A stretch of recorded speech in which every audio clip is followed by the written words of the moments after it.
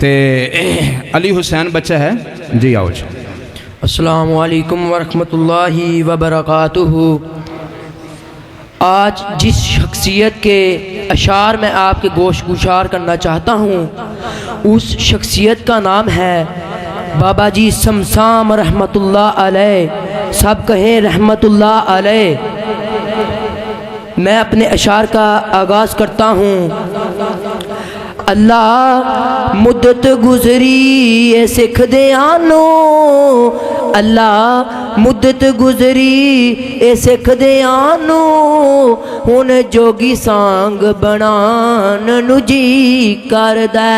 अल्लाह मुद्दत गुजरी ए सिख दयानो, हुण जोगी सांग बनान नू जी करदा।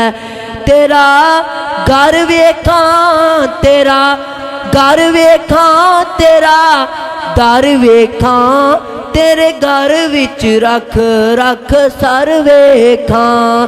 जिथे एक नमाज दी लख बनदी, जिथे एक नमाज दी लख बनदी, उथे उमरा लंघान नू जी करदा। अल्लाह मुद्दत गुजरी ये सिख दयानो, जोगी सांग बनान नू जी करदा। सफा मरवा तेरे शायर ने, जेदे विच मंगया शायर ने। सफा मरवा तेरे शायर ने, इन्हां विच मंगया ए शायर ने। महाजरा वांगू, महाजरा वांगू बेसबरी दियां फेरियां पान नू जी करदा।